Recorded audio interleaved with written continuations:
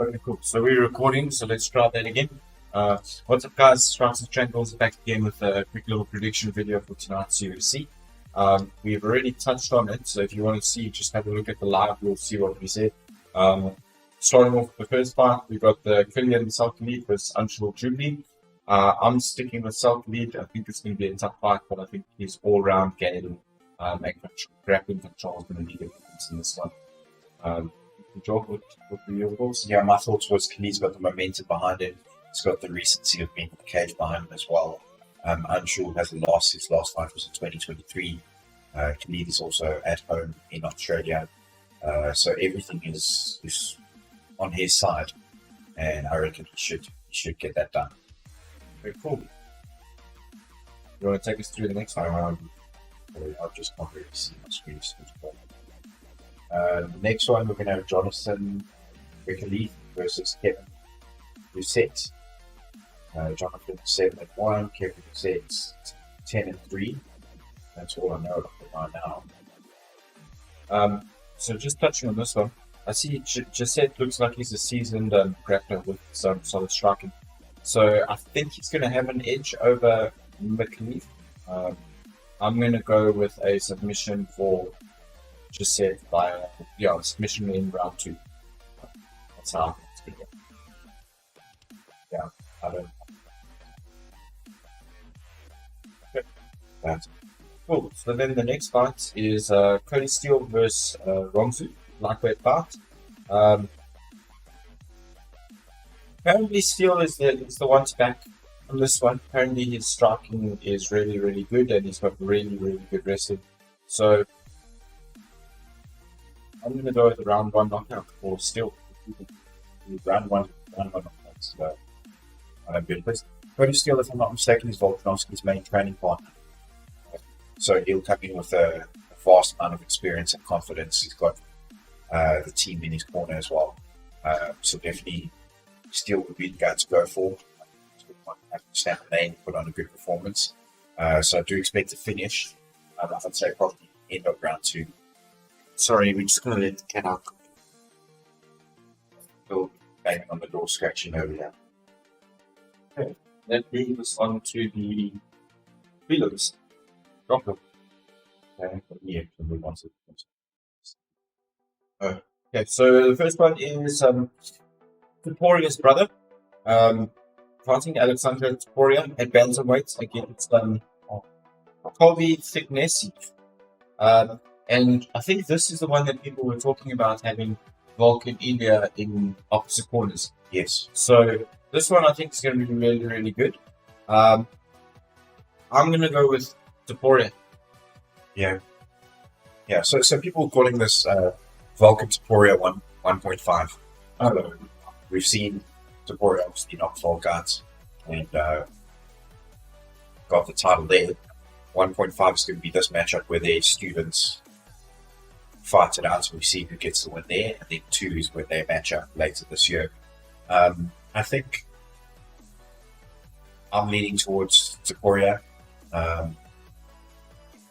just on how those brothers have taken over. Alexandra taking a little bit of a step back, focusing on Ilya's career, getting in there. Ilya pushing the envelope, getting the UFC to get Topuria on the card. I think it's a very big opportunity for Alexandra to make a bit of a name for himself, and he's going to go out there with a big statement. Yeah, I'm going to stick with him as well. I'm going to be a bit ballsy and say it's around 1-7. Okay. Yeah. Okay, next one. Next women's flyweight bout. We got Wang Cong versus Bruna Brasil.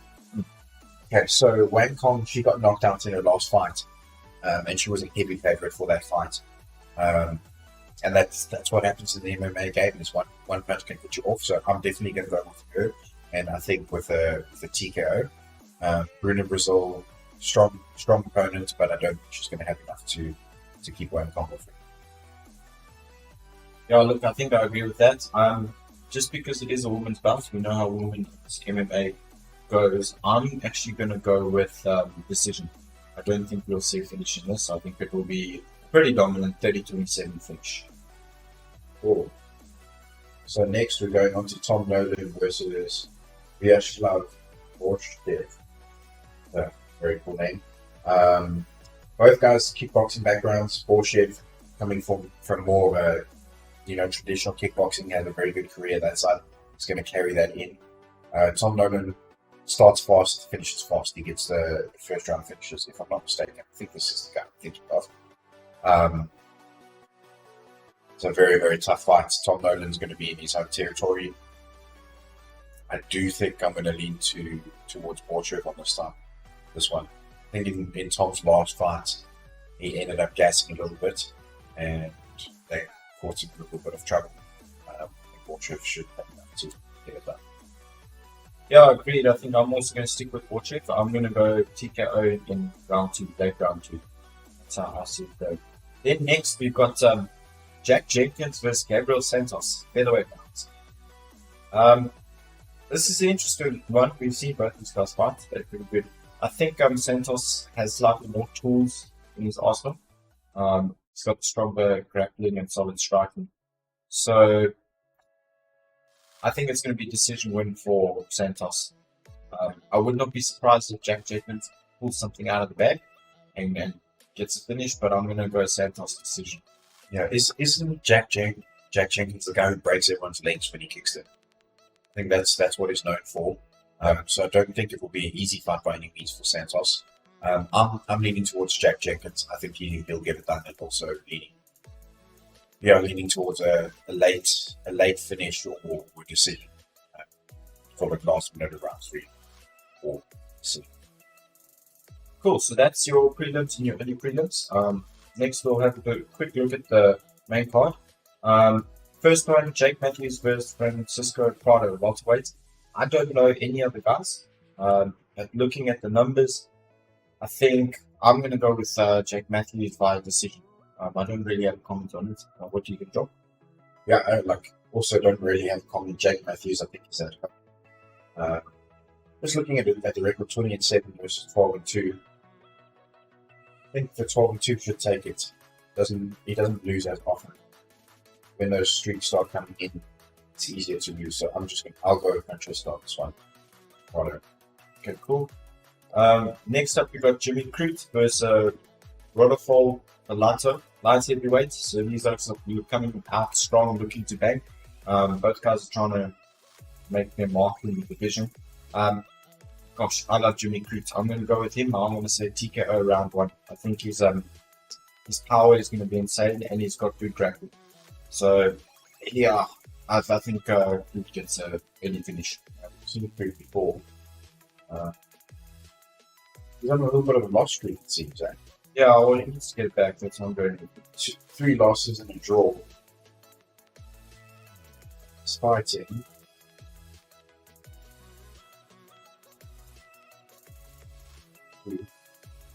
There's many losses. He's on a 4-5 win streak. Yeah.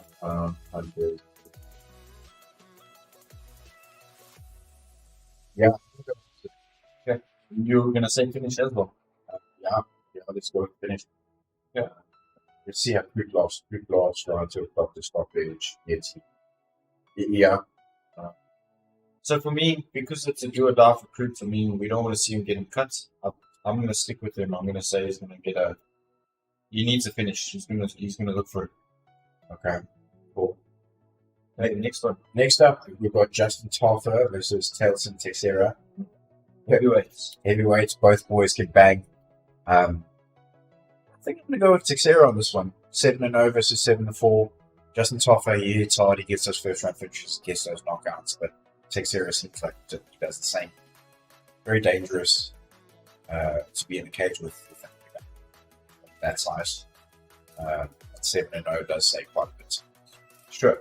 So with this one, I'm going to stick with Justin Tafa because I believe he's fighting at home. We know he's got the power. Teixeira is making his UFC debut. So if Tafa lands clean early and catches him by surprise before he can set his rhythm, I think Tafa can get the win. So I'm going to go with Tafa for this one. Yeah. So Teixeira's last one was on the Contender Series. He won with a straight line to 157 into round 1. The previous fight, he won 8 kick punches round 1. The previous fight, straight round to this round one, previous one KO round one, and then the previous one was decision, the previous one was punches round one, previous punches round one. So Teixeira starts fast. This looks like it's going to be a fun one. So hopefully the heavyweight bout will live up to its expectations and not let us down like the other 7 last. Yeah. So then your co-main event of the evening is Zhang Weili versus Tatiana Suarez. So I think I've seen both of them fights. I don't quite remember Tatiana, but I know Chael Sonnen was hyping her up. I think we get a new champion. I think the women's MMA needs fresh blood, and I think she's here, and I think she's going to win by decision. What do you think? Yeah, I think it's a good fun matchup. Weili is Weili. We've seen her fight lots of times. She's very quick. She's well rounded. She's got some striking, some grappling. She can do it all. Tatiana Suarez comes more from a grappling wrestling perspective, and there's speculation that she would have been champ if she hadn't had injuries and health issues, medical issues. Sean Strickland was speaking extremely high of her this week to the lead up. I think Weili's going to retain the belt. I think she's going to be a little bit too fast for Suarez, and she's going to be one step ahead. And again, I think it will be a decision in Weili's favour. Okay, cool. So then we move on to the main event of the evening. And it's probably the only reason we're doing this stream. But yeah, we got DDP versus Sean Strickland too. John, give us your thoughts. Yeah, I think we can put the laptops away for this one. We've seen this fight before.